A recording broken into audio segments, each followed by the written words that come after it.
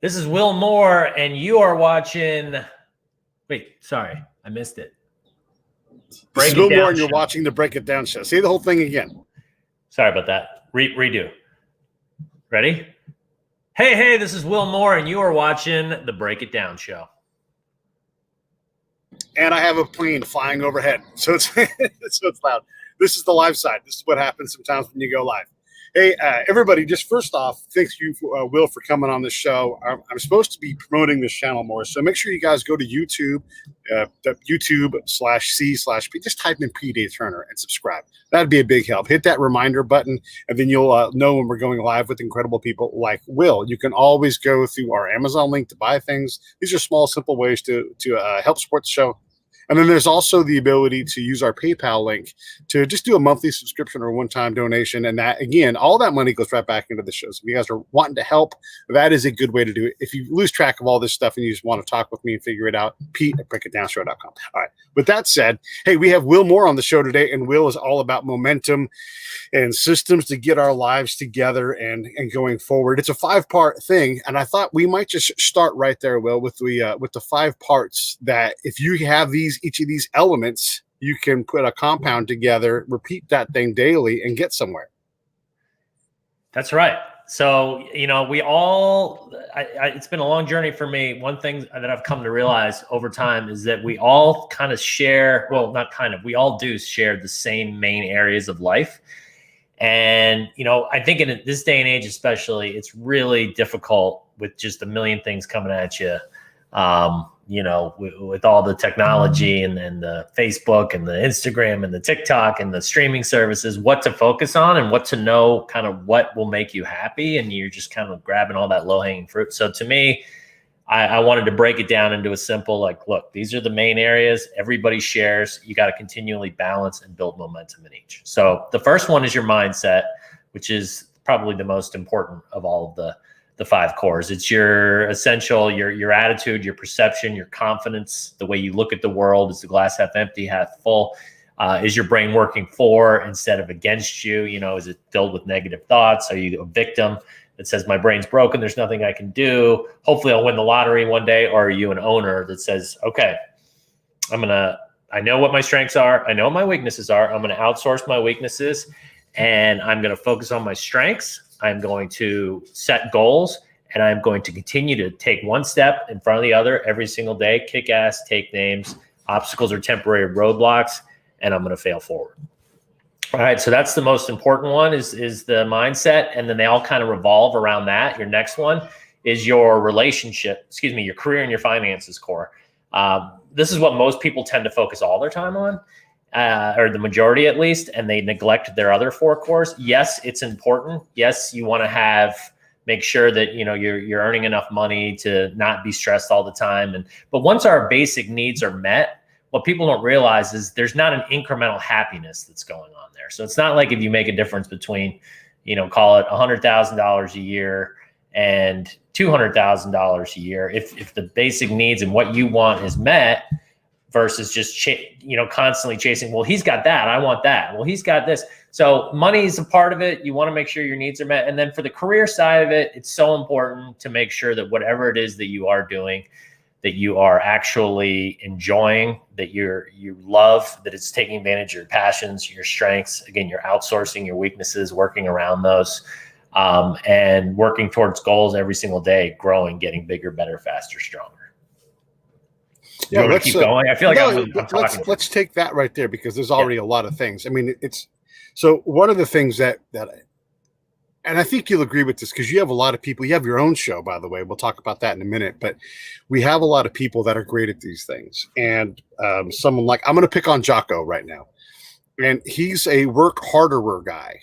Take accountability and just keep working hard. And if you work hard enough, and if you always just work harder, you will get further down the line. And in a lot of ways, that's 100% true, but it ignores the elegance of getting better at what you're doing.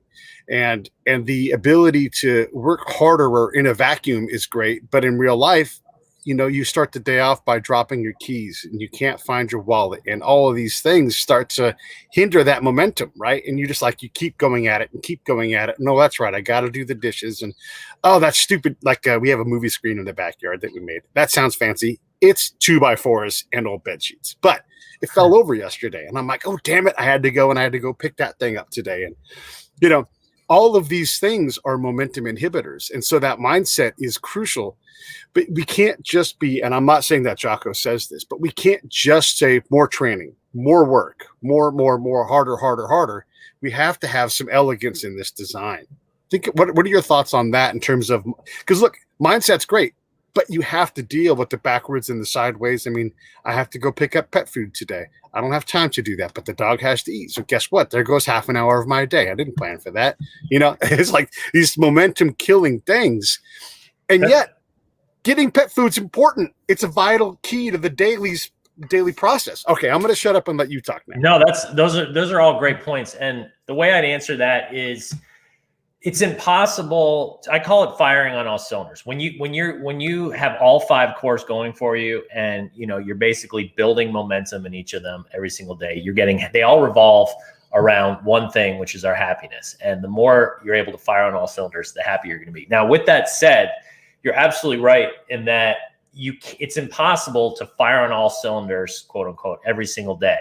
It's more of a overall, are you making sure that you are proactively scheduling in the things that will make you happier? And are you replacing failure habits with success habits in each of your cores, step by step, day by day? And so, no, today I don't necessarily have to hit my mindset, my career and finance. Maybe it's not my gym day. So my physical health, but I am still making sure I'm getting enough sleep. I'm still eating. So, and I'm making sure that I proactively have my gym day scheduled. So the point is if you're starting your own business and you are an entrepreneur and you dedicate like a big chunk, a month or two, to kind of really just diving in, and you're neglecting other things somewhat, but at least you're not fully saying, okay, well, I'm not going to do any exercise. I'm just going to eat Taco Bell every day because I'm building this business. You can't do that either, right? So there's a fine line of just sort of saying, okay, in general, I know where I want to be in each of my cores, and I'm taking steps every day. And as long as you are doing that, and you're not, you miss one day, but don't miss 2, don't miss 3, because then these habits aren't going to form, and you're going to stop your momentum for building. One of the things that I'm really big on is the ground truth and the reality of each tactical thing. You have to go out and you have to run your life. That means things like picking up the movie screen, grabbing your keys when they fall, feeding the dog, getting dog food, going to Costco just to get dog food. All of these things are part of your day-to-day tactical life. So you can have this strategic, theoretic outcome based program, where like, I'm not going to eat Taco Bell, or when I do, I'm going to have Taco Bell one meal a month or whatever it is. And you can build this design, but the no shit reality of day to day, like you can build yourself a 35-hour day, but turns out you don't have 35 hours. Right. And so right. Your strategic and your theoretic design of your day to day, what it takes to make sure you take care of your well-being and everything else, it requires something different than what the ground truth offers you. It's like, hey, when I leave the house, if I'm out of time, I'm going to go to McDonald's and get a McMuffin and a coffee. It's not that bad. It's a compromise. And then all of a sudden it becomes a norm. Now you're getting lunch and everything, right? So talk a little bit about how do you blend that distance between strategy and actual ground truth tactics, day-to-day things? Well, it's all about habits and routines. I mean, you just said it right there. Like, okay, I get Taco Bell once, and then the second day, oh, well, I haven't had it in a while. I'll get it a second day. And then the third day, then all of a sudden you're starting to form the habit of going to Taco Bell, right? And habits don't care if they're good or bad, helping or hurting us. They're going to do their thing over time. They're going to form who we are. We're running on autopilot, right? Our brain's trying to conserve energy with habits. That's why, 97, some people argue, I mean, there's a little bit of a disparity in there, but that 97% of our actions are basically habit-based, and, up down to, 80%. But in general, the majority of our actions, our brain is trying to conserve energy by saying, okay, we got this one, right? Taco Bell, we went 3 days in a row. I'm not even going to think about it. It's on autopilot. I'm going to go Taco Bell. Switch that with, I'm going to eat a chicken sandwich, or I'm going to eat, a healthy snack that I've pre-planned out, or whatever it is. And then all of a sudden that's the habit. And then that habit's working for instead of against you. So it really is about proactively taking a 10,000 foot step back and saying, okay, what's going on in my life? What's working? What's not working in each of these habits? What's preventing my momentum? How do I replace this particular habit with that one? And that's what I help people do. Yeah, that habit thing. We have a lot of habits that sneak in, and they are attention thieves. TV is one of those. You can have a show. Like I spend time watching TV with my significant other. Not a lot though, right? I mean, if she's watching something, I'll watch with her, but I'm working on my YouTube channel. I'm trying to work on some show aspect, something that I can be halfway present. And while she watches the show, and at least we're in the same room together, we might stop and have a chat. These are some of the compromises I have to make. But if you have shows, like 10 hours a week, unless that's what drives your happiness, that's a habit. Facebook, the endless scroll, to Twitter, all these things that if you're not getting, like, what are you on Twitter to do? Is it part of your strategy, right? That's exactly right. I mean, you got to look at the behaviors. Again, I call them, most people know good, bad habits. I just feel like that's worn out. So failure versus success habits. To me, it's like you keep the habit of overwatching TV. Now, by the way, I love movies. I love TV. I always have. And I feel like, again, it's all about balance. Like I watch a certain amount each night. There's shows my wife and I watch. She goes to bed earlier typically than I have, usually about an hour to watch what I want to watch. And that's fine. But I also, one of my routines is that as you said, I am productive at night. I always have either my phone where I'm planning out the next day, going through emails that I didn't get a chance to that day, getting them off the table so that the very first thing I do when I start my day the next morning, when my mind is at a peak energy level and I'm super sharp, is not just going through BS emails and stuff. Or I'm proactive. I actually have a night to-do list, literally, where it's like, these are kind of like brainless type activities that need to get done. I'm just going to do them at night when I'm sitting in front of, a show or something. And so to me, that's kind of like I'm habit stacking. It's like I'm still being productive, but then, I got the TV on in the background and, I'm still getting things done at night. And so the key is to just make sure that you're aware of what these things are. Like if it's the social media, it's like, okay, like you said, like, what am I getting from this? Am I doing this because I'm looking for personal development and wellness stuff and I'm getting like good tips that are making me feel better? Or am I looking at Susie and her brand new dress and her perfect skin who's making me feel like shit about myself because I just gained 5 pounds, right? Like teen suicide is actually at an all-time high. And social media has been directly linked to it, especially for girls because they're comparing themselves. And so, yes, that is a huge failure habit. However, social media in general is not evil. It's how are you particularly using it that you need to ask yourself. Yeah, fair enough. And these are good points to bring up. The next two aspects of the core is your relationships and your physical health, because these things are, vital to maintaining that mindset. I mean, I battle with depression because of my PTSD. I often have suicidal ideation. I'm not in danger, but I have to manage these things. It's part of my well-being. And sometimes it gets the better of me and I've got to slow everything down and I've got to go for a walk or take a nap or whatever it's going to be, and I have to, my big day plan is totally changed by what happens to my mental well-being. And so part of that whole process is if I get to the gym enough, I have less of those bad days, and if I do these other things and if I spend time investing into my relationship, I'm always happier when I'm around my significant other. There's magic there. And so these are important investments to make in our system. Let's talk a little bit about that. And then the habits that, look, I mean, you have a wife, I have a significant other. Almost everybody does. It's easy to not maintain your relationship for a day, for 5 days, for a month. And you're like, oh my God, I've not said one nice thing to my significant other in weeks. And it's easy to do with COVID around too, Very easy to do. And even before COVID, COVID's probably a lot of relationships have gone one way or the other, right? It's like, okay, I'm spending too much time with you. I'm sick of you. And then they're not doing the things like you just said that are building a strong, healthy foundation for a good relationship moving forward together. Instead, it's, you suck. No, you suck. No, you stole my toothbrush. No, your breath smells. Right. That's not going to do anybody any good. And you do, just like I was saying earlier, these are habits. Like complimenting your significant other getting in the habit of giving her a kiss, her a kiss in the morning on the cheek.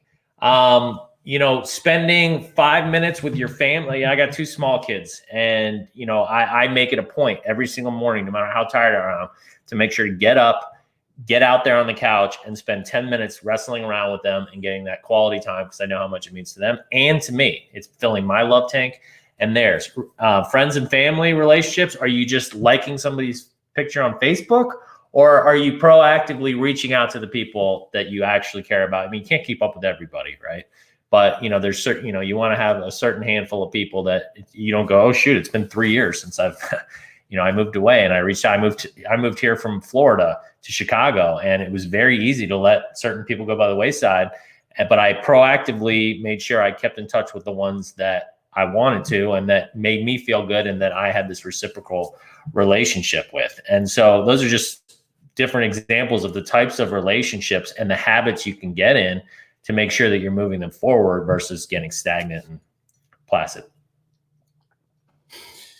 Yeah, I mean, also all good advice, and it is very easy to do. And this is why that mindset is important, to slow down long enough to build that day-to-day, like, what is the plan? Like, what are we trying to do? And you can quickly be busy enough that a lot of that downtime, a lot of that negative time is accounted for in your day-to-day work. Like, I'm going to get up and I'm going to give my significant other a kiss. I'm going to go play with the kids first thing. I'm going to go grab those dumbbells. I'm going to go do 10 push-ups, and just instantly start your day off on a better thing. There's a thing you were saying when I was listening to your show and some of your stuff, and I'll put up the YouTube link here in a second, but we're exposed to so many brilliant minds, people who work with the highest end people, or they are the highest end people. And one of the things you said is something that I believe a lot of, is we have access to all this information. We all can be experts in epidemiology now, in days, because we have all this access, but we're not any wiser. It's the wisdom part we're lacking.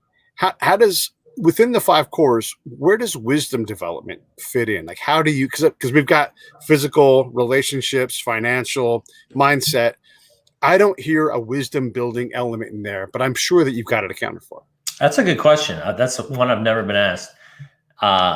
And I like that you're asking that question. So, right, just to kind of reframe this and make sure that the audience understands what you're asking. Like, right, I'm always touting the fact that our knowledge and our advancement in tech, and just like I was saying, like these things like social media and these big tech companies aren't necessarily using them responsibly. I don't think Larry Page is necessarily evil, nor is Mark Zuckerberg. However, what's happening is the cat's out of the bag. They're publicly traded companies, and they have a fiduciary responsibility to their shareholders at the expense of the wellness of their users, right?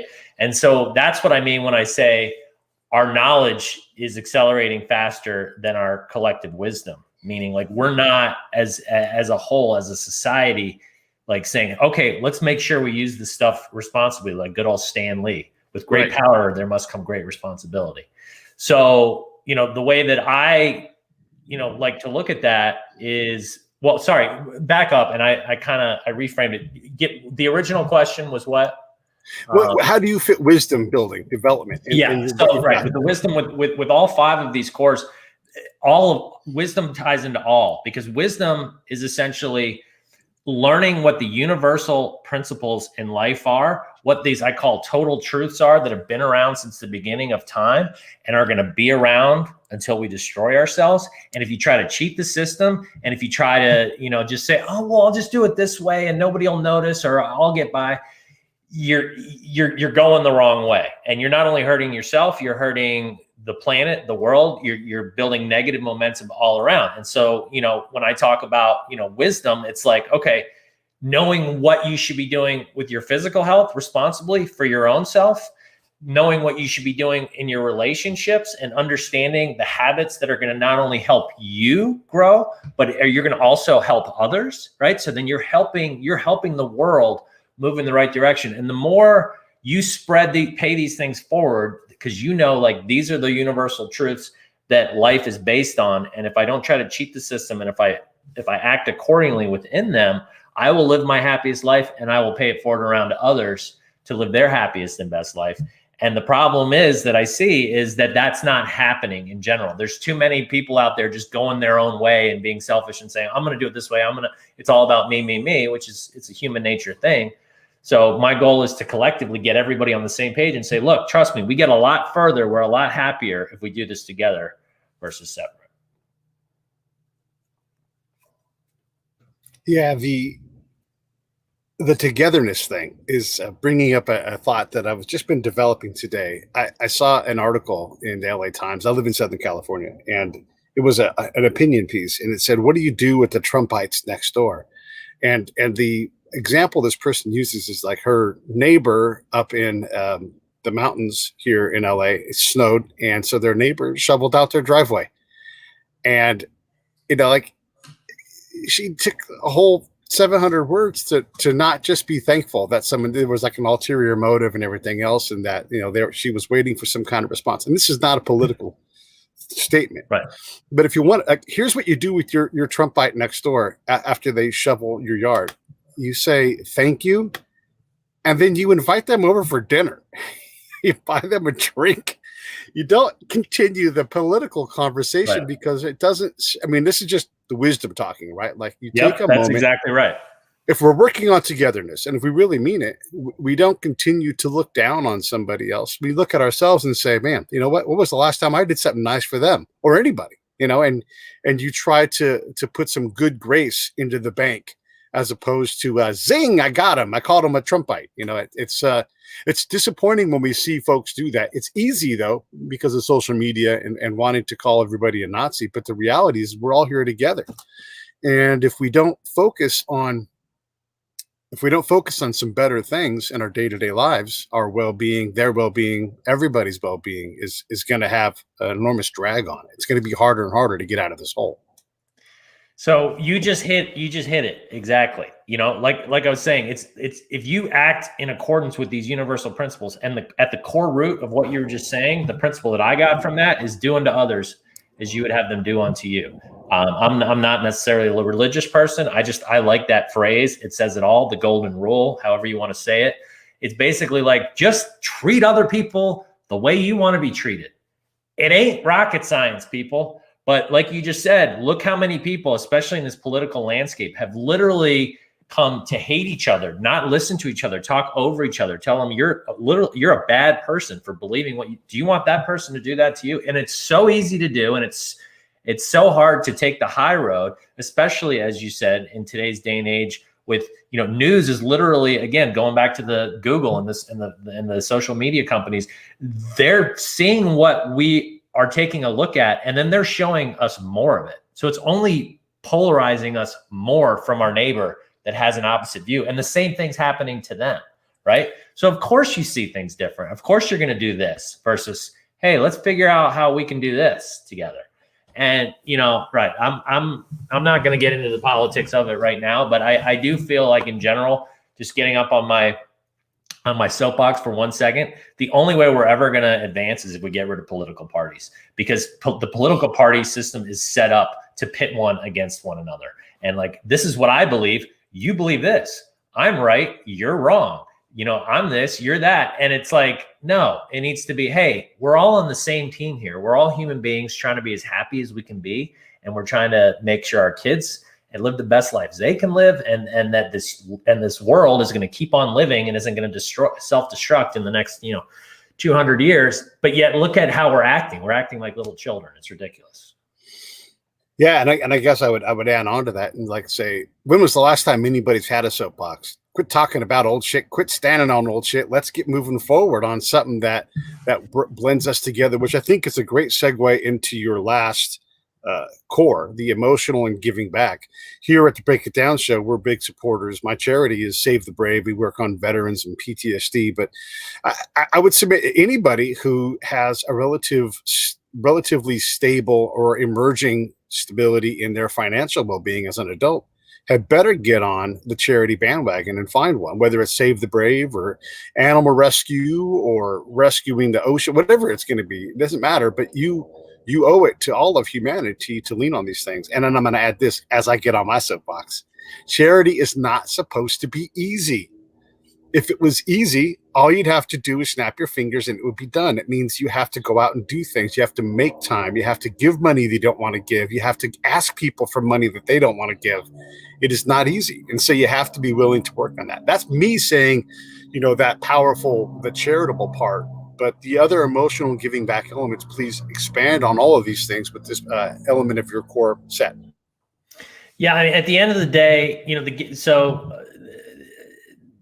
is the world what's the world? Let's say the world was at your funeral and it was eulogizing you, right? And it goes, okay, so Will, he kind of sucked. He sucked the life out of just about everything he did. He sucked energy from people. He lied, he cheated, he stealed. Thank God he's dead, because we're so much better off for having him gone versus, let me tell you something. This guy came into this world buck naked and afraid, and then he was able to change people's lives. He was able to change the trajectory of the world to move in a positive direction. He contributed to the goodness, to the energy, to the momentum of the world.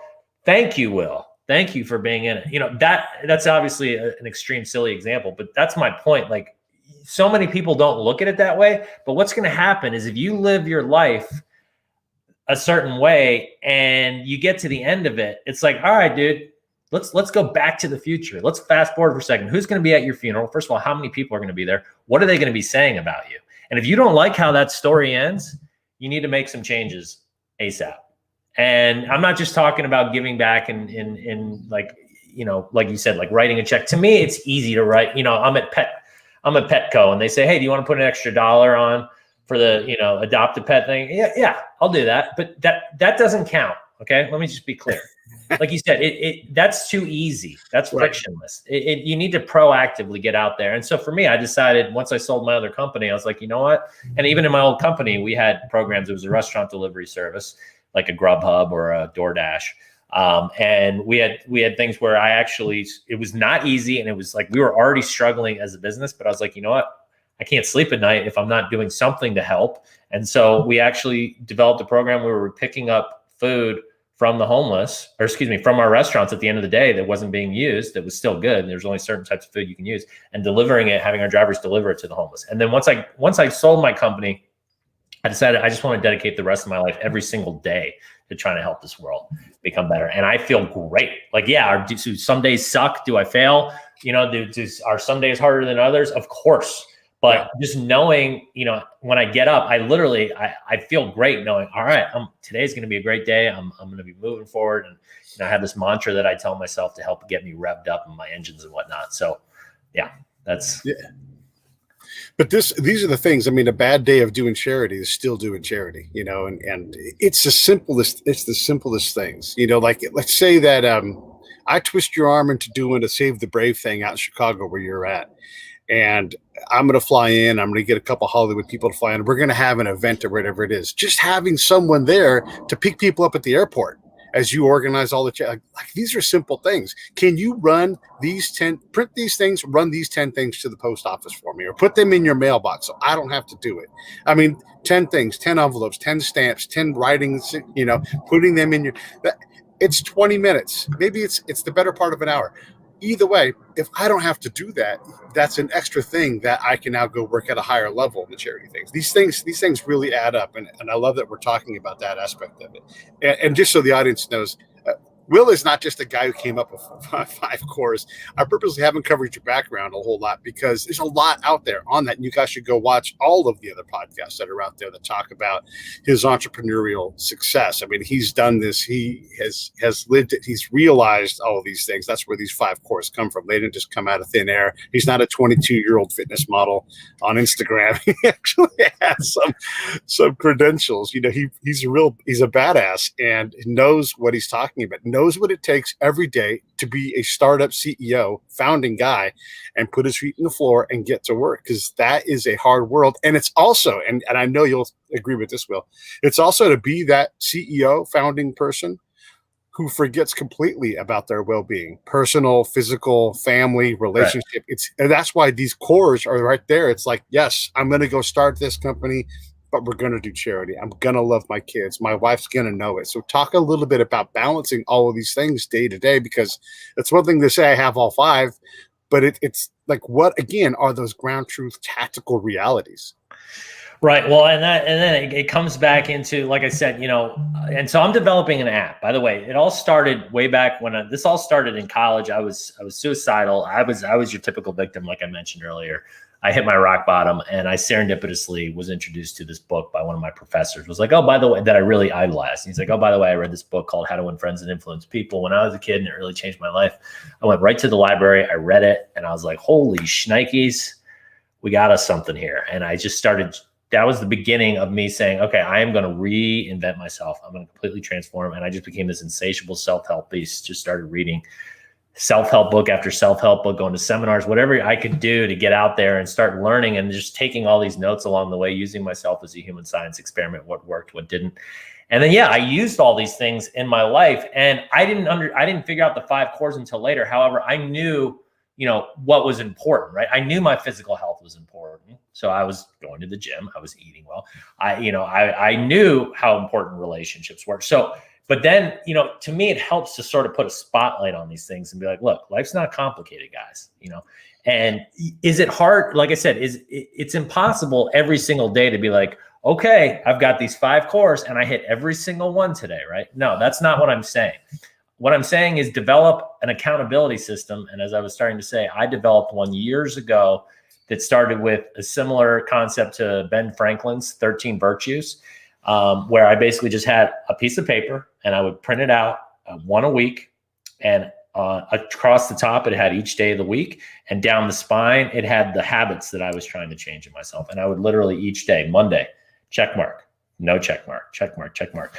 And that just started getting me aware. Then it evolved into a Microsoft Word doc, then an Excel doc. Now I'm super, super excited to share this app that should be out in the next couple months that I've been working on for the last 3.5 years. That's going to gamify the experience. It's going to make it fun. It's going to use those same elements as, like Zuckerberg and Google. And like I was saying, that get you addicted, but in the right way, being used for good versus evil, being used, to make sure that when you level up on screen, you're leveling up in real life, and you're getting addicted to actually becoming happier. So it's going to be this, I don't want to give too much away, but you're a rocket ship and you've got these 5 cores that are the cylinders of your engine, and you got to maintain enough momentum to get off the ground at first. So you start very small. You start with 1 core, you start with 1 habit, and then you slowly start adding cores. You start adding habits. You start building momentum. You fly to the next planet, the next galaxy. There's asteroid fields that you're fighting through. You're meeting little aliens along the way, giving you advice. So it's going to be fun. I'm super excited about it. I dig it. What makes a guy that already has too many things to do pick up something like this? I mean, you know how to start a company, but this seems like this is a big thing. There's a lot of people in this space trying to solve this problem for people. Why this instead of something else? Well, so they always say, right, the best inventions are the ones where you're trying to solve a problem that you have, right? Right. And so I literally got to the point where my spreadsheets and the way I was using my habit tracking and holding myself accountable, it started to feel like homework. And I went online, or I went and searched the app stores. They have other habit tracking apps, but they're not at all what I'm doing. They felt like homework too. And it's like, oh, it's 8 o'clock. I got to click here. There wasn't that reward. There weren't those dopamine hits to want to continue to build progress and build momentum. And that's why I was like, you know what? I need to turn this thing into a game, because I'm a gamer. I always have been. I still, to this day, I want to get the PS5. It just came out, but I'm like holding off until some of the dust settles and more video games are out. But so I was like, I'm just combining 2 things I love. And I know that the world, games are very, it's been proven science that if you can reduce the friction by making something fun and taking out that whole like, oh, this feels like work or this is difficult element to it, then you're much more likely to succeed. So that's where the impetus of all this, and I'm just super excited about it. Well, it's super exciting. I want to shift over to your podcast, because one of the things that I've learned through my show, and we're coming up on 1,000 episodes now, is I've gained a lot of wisdom. I've gained a lot of fantastic friends, a very powerful network where I can reach out to you, someone who's done incredible things with but you wouldn't be the only entrepreneur who I know who's started several companies, and I've learned so many incredible things, patience, everything else.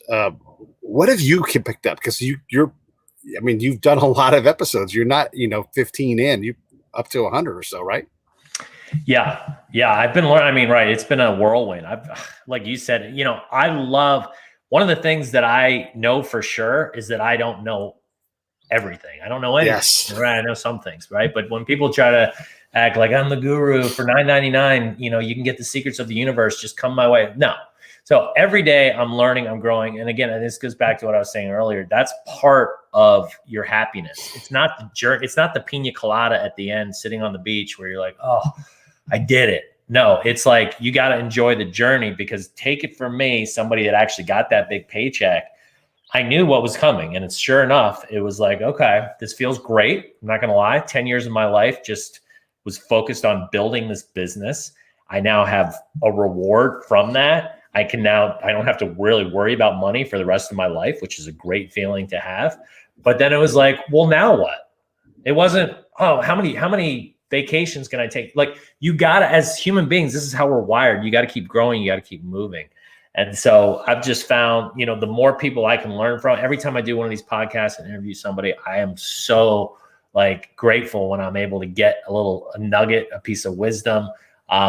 You asked me a question I've never been asked before, made me think in a different way. And, those are the types of things that I love and make me happy, right? It's not even if you were to say, well, I'll pay you $100,000 to do this episode today, but it's going to be really boring and you're not going to get anything out of it, I'd be like, well, I'd rather just do it and get something out of it. And I don't need the money. I mean, that's maybe an extreme example.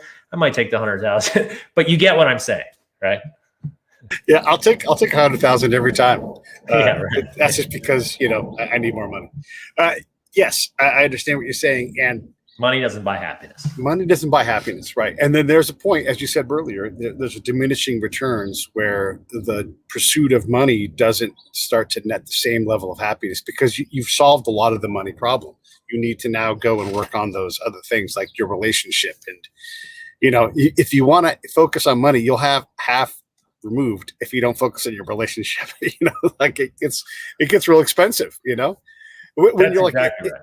You start out in love for the right reasons, and you have to invest in these things. So I totally agree with that. One of the things I've learned too is not that I also don't know everything.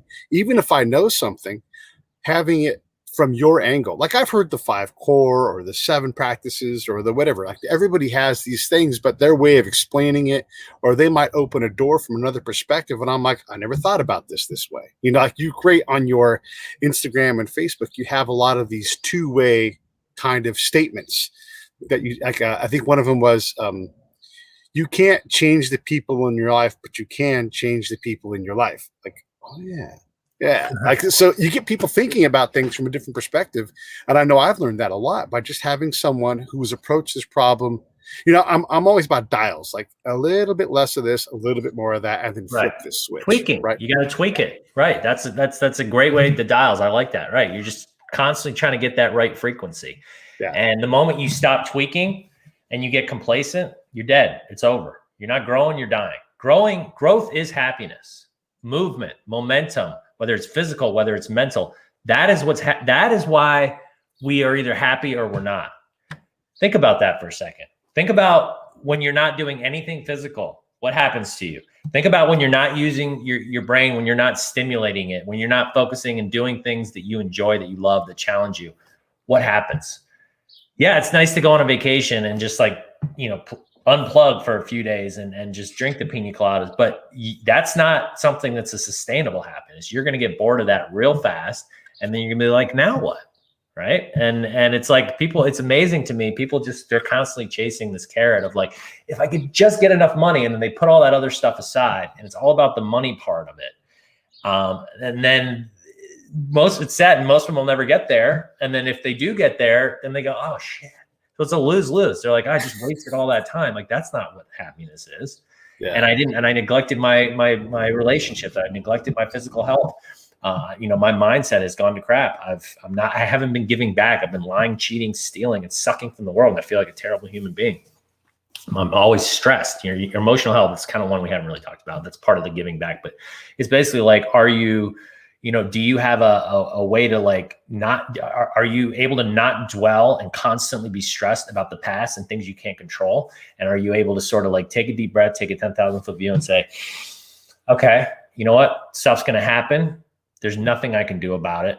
What did I learn? And I'm not saying jump up and down when bad things happen. That's unrealistic, right? Let it sting, let it whatever, but then go, okay, how quickly can I get back up? What did I learn from that? And how can I keep moving? And that's one of those things that just so many people, they just get caught. They get hit by a wall and then it stops all their momentum and they never gain it back.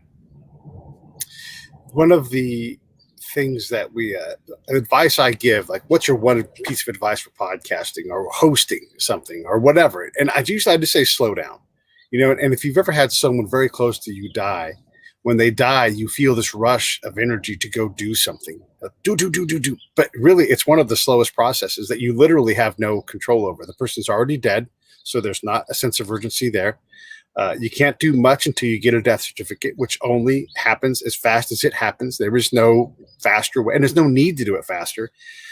And everything will happen in an order. But we're so desperate to do something, we often lose sight of it. And, it's one of those things where you can slow down a lot more than you realize. And then if you're too slow, you just tweak the dial and you speed up a little bit. It's one of the best pieces of advice. It's when I have a guest on, one of my favorite things to do is just to shut up and let space ask you the question. Mm-hmm. And slow down to go fast is one of those phrases I love. Slow down to go fast. Yeah. Right. Yeah. If you're just running around like a chicken with your head cut off and you're not paying attention, focusing, like I think we started the conversation this way. It's not just action. It's what type of action are you taking that's going to have the results. You can't just go just to go. That's not happiness. It's what are these actions I'm taking? And again, to me, it's you got to know what these principles are that are going to make you happy and gear your actions around those. I want to back all the way up to the beginning. You have your 5 cores, and I think you've got it nailed down. It's great. And one of the big things, again, is aligning your strategy and your tactics so that they're tethered and that the tactics advance your strategic goals.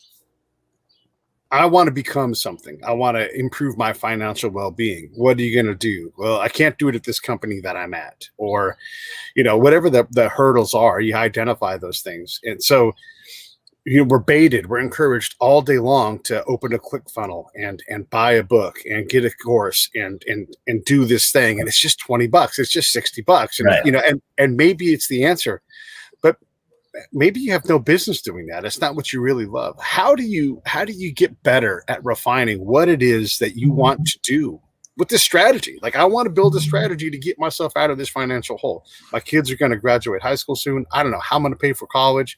I can't do it with the job I've got. I'm never going to get promoted here. It's an okay job, but I could replace this job 5 times over, but I don't want to be in the same. Oh my God, what am I going to do? I'm going to become an author. Okay. Goals is the answer. You got to have goals. You got to get specific. And, goals, don't get me started on the educational system. There's another soapbox I could climb on. Part of one of my goals is to revamp the educational system, start teaching stuff like goals in college, emotional intelligence, how to balance your checkbook, basic things that we don't learn in school, how to get along with others, how to have confidence, mindset, these 5 cores basically. And so, it's amazing to me when people most people will just go, okay, well, I want to be here and I'm here, but I don't really have a way to get there other than I know I want to be there. And then, like I said, then you're in this like tunnel vision where you're just taking steps every day that aren't necessarily helping you. A lot of times it's actually hurting you. So it's like, again, slowing down to go fast, stepping back, taking the time to say, okay, these are my strengths. These are my passions. These are the things I'm not so great at, but you know what? Everybody's good and bad at certain things. So I'm not gonna be ashamed of it. I'm just gonna say, let's make sure those aren't part of my daily ritual and routine and what I'm doing every day in my life, right? And then how can I focus on my strengths and my passions?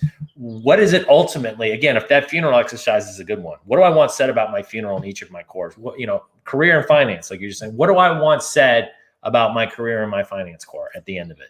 He was what? He did this. And starting by actually having a list of your strengths and passions, it's so important because people think they know what they are.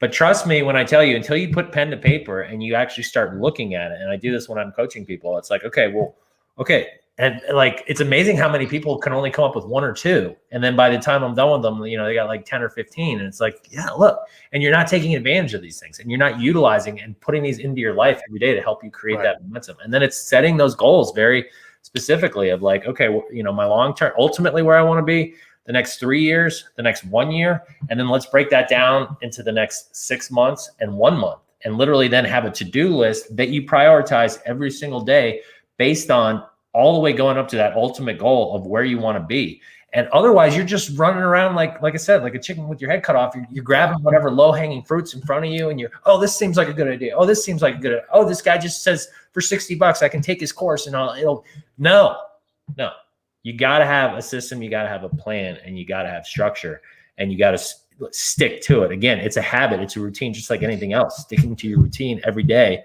of doing the things that will propel you forward. One of the examples I use when I have these kind of conversations with people is like they'll say they'll have the strategy part and they'll have the outcomes figured out, and they can quickly jump from outcome to outcome. Like, hey, listen, Will, you and I are going to meet up in Chicago. Then we're going to fly to New York, and we're going to go on a tour for 15 days. We're going to do a bunch of speaking events, COVID safe, of course. And then that's going to lead to us getting booked for DC. And then I'll call my people in Miami, and you can have this conversation with these big concepts, and we can get so excited. We're going to do this for sure. But then you think, okay, well, how am I going to get to Chicago? Okay. You can literally walk across the nation. I mean, people do. There's probably someone right now walking across this nation, 3,500 miles, but they've planned it. They know that, like, okay, every step leads to somewhere. Then they're going to get to Tonopah, Nevada, and they're going to, have food there, and they need $50. How am I going to have 50?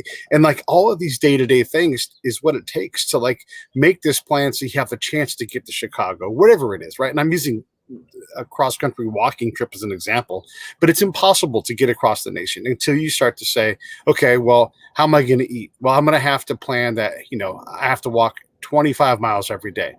Okay, well, I better get training so my body can withstand that. And then once I get there, I need to be able to buy food or whatever it is, or be provisioned in some way, or I have to throw an event so I can get $25 to get them in. And all these things happen. These are the small things. Yeah, I can go book us 15 events in New York City, but that doesn't mean anything. It doesn't lead to anything because I've ignored giant pieces of this plan. Right. You got to have, again, and to be clear, so people don't get, so some people get too caught up in the minutia, and they get analysis paralysis by saying, okay, well, I have to have this, and if everything's not perfect, then, it all falls apart. Why even bother? You're going to fail. The plan's going to change, but you got to have a plan. And you gotta book that ticket to Chicago. And then if the airline that morning says, oh, sorry, there's bad weather, you can't get there, what do? You throw your hands up in the air and say, oh, there goes that plan. That 5-year goal is gone now. No, you go, okay, that's an obstacle. It's a temporary roadblock. How do I get around it?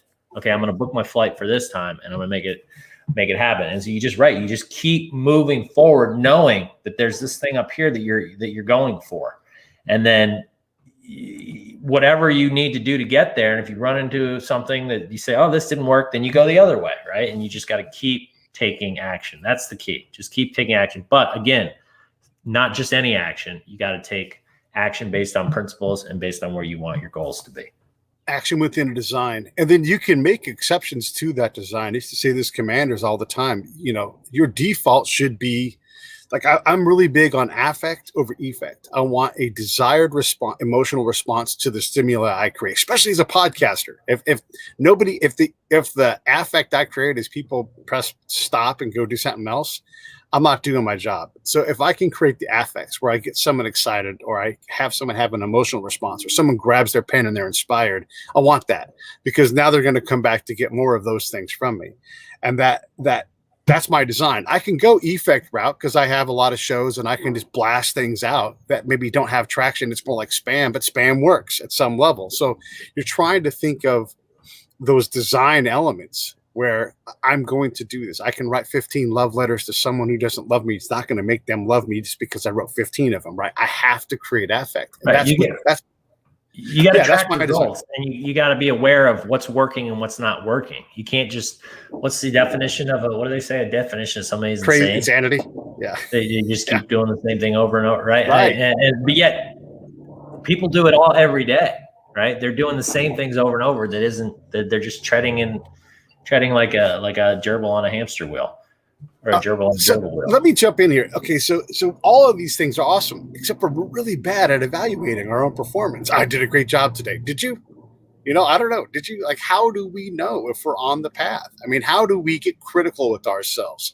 How do we build thick enough skin to have someone outside take a look at us? How do we get courageous enough to give Will money to be my coach? I mean, sure, he started a multi-million-dollar company that he sold and made a bunch of money. And yeah, but does that mean he's going to help me? I don't got $2,500. I don't got $10,000. It can cost a lot of money to do these things, So how do we evaluate ourselves? How do we put ourselves in a position to go, I'm not good at doing this. I do need some outside help. Right. So first of all, I actually haven't made a dime doing what I'm doing. I've been doing this for the last years. I don't charge. The only coaching I do is I mentee people that I either have already had a relationship with or have been introduced to me. Obviously, I only have so much time in the day, so I would love to mentor everybody for free. But I'm honing my skills and my craft, and I'm not one of these guys going out there and saying, "Hey, give me all the money in the world because I know everything." I don't want to be one of those guys. I want to be the guy that is honing it and crafting it until I get to the point where I'm like, okay, my system anybody can use, and I'll help you guide through it. And just like you're saying, I mean, that's the key. You got to have a system, and it goes back to that app that I was saying. Mine has evolved from that 13 virtues, piece of paper to a Microsoft Word document to an Excel sheet to now this app. And I'm hoping now this can help other people too. Again, because it started to feel like homework to me and it wasn't fun. But holding yourself accountable, it's everything. It is everything. And we have proven as humans, we can't do it on our own. Yeah. Right? One of the best ways to be held accountable is get an accountability buddy. But I don't know too many people that do that. My friend and I, my old business partner and I, we do that for each other. Like we talk regularly. We say, okay, this is the last time we talked. You said you were going to do this, this, and this. Are you doing it? Right. And that's why I have the app, is to sort of help bridge that gap. And there actually will be a social component where you can compare yourself to others, and there'll be that competitive nature of like, well, I want to score the top. I want to have the most momentum points. I want to be, and you start building your rocket ships, the armor and the thrusters, and you start leveling up. So there's that competitive, like, I want to have rocket ship and stuff. So to me, that's how you do it. You got to have a fun way. You got to hold yourself accountable. And if you're not able to do it consistently, I'm trying to reduce the friction by making it fun for you. Yeah, I love it. I love it. It's such great advice. And if you are going to go on these journeys, it is a whole lot easier to have someone, with you or who's been there before. I mean, having a mentor, I think, is probably the best advice I would give my younger self. Go get a mentor. Bug them until they say yes, and keep bugging whoever them are, until you find one. Because my goodness, I would have loved to have learned about entrepreneurship, but that just wasn't really a thing when I went to school. It was a different track. And when I talk to young folks, I go back to my high school every year and I talk to the seniors. And one of the things I remind them is, don't be in a rush. Your parents want you in a rush because they're goal oriented for you. And you've always known to go 4 years through school.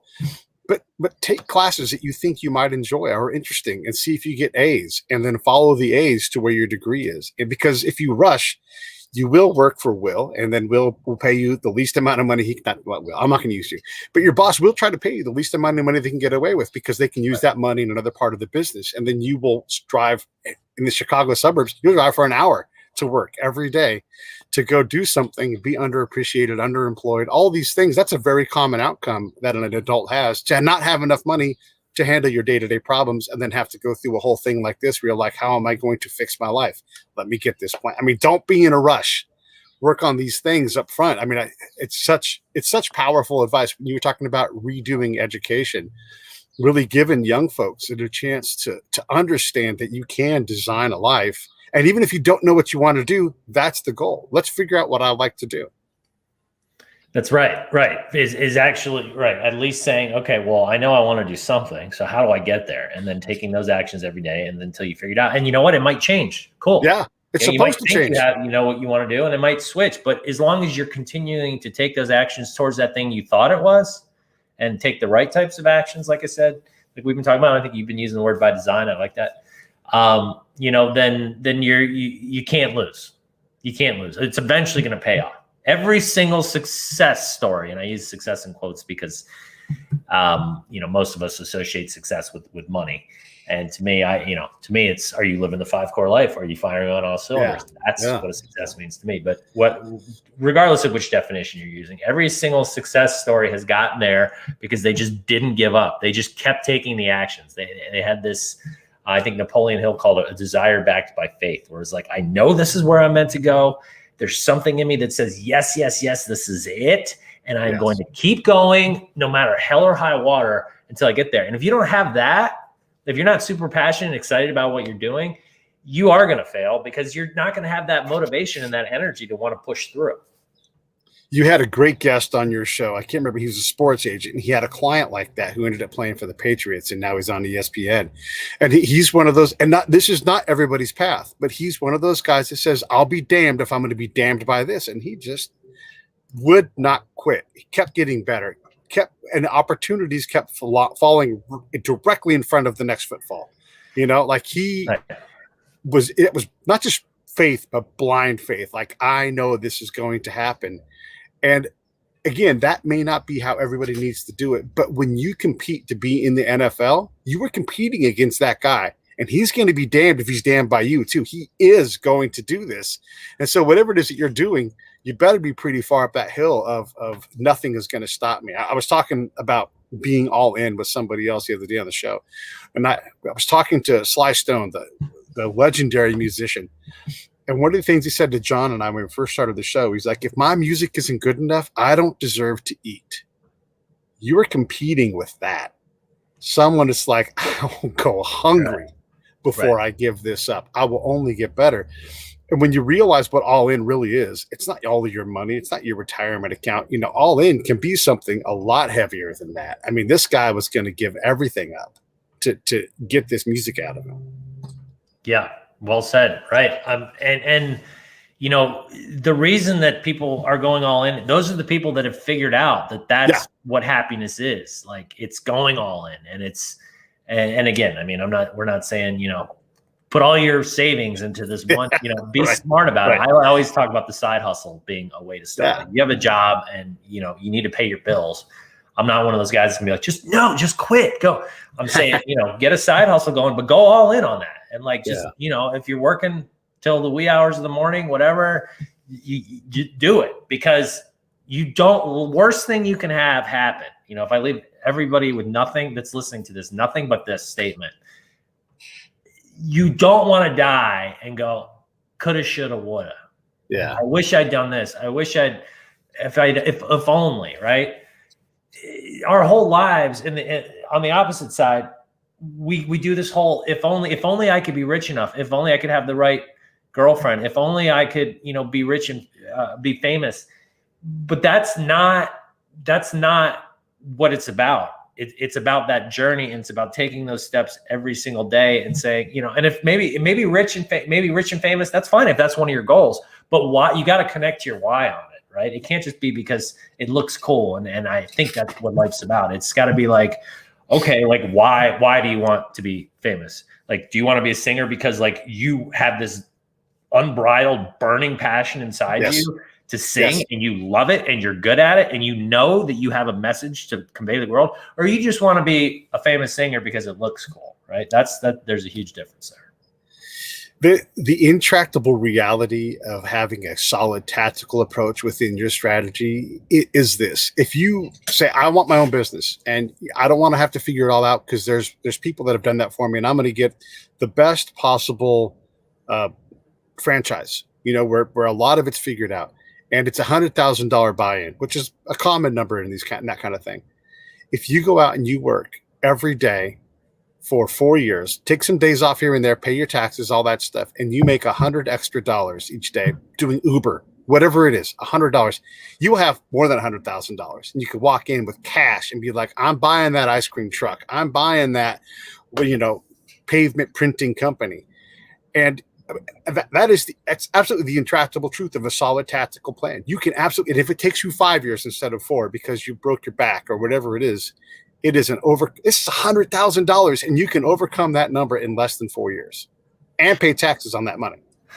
That's right. The law of compounding. Don't get me started. That's another one. Oh yeah, that too. Yeah, cool. Yeah. I mean, if you look at it again, day by day, step by step, it's not an exciting like snap your fingers and you have it like this instant generation we're living in now. It's becoming harder and harder to be patient and to work for it and to have the discipline to take those actions every single day that are going to pay off in the end. Because you see these, the 19-year-old kid who's got 10, 20 million followers and he's making all this money off of his sponsorships or whatever. But that's, there's always going to be one-offs like that. But in general, take it from me, 99.999% of the time, you got to do the work. You got to have the plan and you've got to do it step by step slowly. And that law of compounding is going to kick in. You showed it earlier, my equation of life, your belief system plus your repeated actions plus time equals who you will become. There you go. That's everything. This is it. This is what I feel like. This is it. Your belief system, like what you believe in all 5 of your cores, like the principles that you have and the habits that you have in each, plus the actions that you take in each, those are going to compound over time. It's going to do its thing. And that is who you're going to become. Simple as that. One of the things that's great about living in the US is we have the ability to take that plan and redo it and start it all over again, whatever it is. There are very few problems for very few people that are insurmountable in this country. I mean, there's people that have severe autism and they can build 6-figure incomes because of their ability to focus and do tasks at a level that none of us can. I mean, I'm talking people that are autistic. There's people that have no limbs that are motivational speakers in this country. It's incredible. Like if you pick a problem that you think you can't overcome, go find someone with a harder problem and you realize all of a sudden, hey, I can whoop this thing. I've had you for about an hour. I don't want to take any more of your time, but no, you're good. It's so great to be able to talk so much, especially in COVID times when it's easy to get down on ourselves. What are the things about all of this little program right here? It's like getting off the wagon when you're drunk. Okay, well, the wagon stops. You just get right back on and you just keep on going. So you have a bad day. Right. Rejigger the whole thing. You just get right back to it. And, I've got a podcast. I never could have imagined it would be as great as it is right now, but I thought it had a whole lot more money when I started. It's still, though, irreplaceable in my life now. And it's such a wonderful thing. And it's meeting folks like you that make it count. Everybody should definitely go check out Will's stuff here. Let me pull up his website one more time in case you guys haven't seen it. There's so much great stuff on there. He wants to help. That's why he's on the show. Take the quiz, get these things figured out, and get your life going in a direction that you recognize as being good for you, and just stick with it. Stick with it. Don't give up. Will, anything in closing? Well, Pete, I really appreciate this. Is a great interaction, and you I like the way your brain works. You think deeply about things, and you not only listen to what you're being presented, but then you think, okay, how does that tie into something I've heard? And at the end of the day, I always like to say, what is it? Life is difficult, but principles aren't. Like there's only a finite number of principles in the world, and there's a lot of different ways to skin the cat and say things and look at things, like you were using the word by design for your when we were talking about the other stuff. But if you share the same sort of, okay, these are the principles, this is the root of it, and we're all coming from the same place, it doesn't matter how you get there. You're going to get there. And so, yeah, you want to start, where do I currently stand in each of my 5 cores? I got this quiz on my website, the Core Life Evaluator. That'll kind of help give you an idea of at least like, what's the area that I'm weakest in right now? That's where you want to get going on. And you can also sign up on the website for the app when it's available. And I'll send you guys a notification when the app's available in the next couple of months. And hopefully that'll help you, and it'll do exactly what I've created it for, which is to gamify, reduce the friction, make it easier for you to want to take the actions that are going to make you a happier person. I love it. All right, stand by for a second when we play this video. Hey, thanks for watching the show. I really appreciate it. Right here, you can subscribe. Please do that. It makes the show grow. Hit that notification bell so you know which incredible guest is coming up next. Down below is the PayPal link. You can put a small subscription in. That is an enormous help. All that money goes right back into the show. And then right up over here, are the next episodes you should listen to, curated by yours truly. Thank you so much for watching.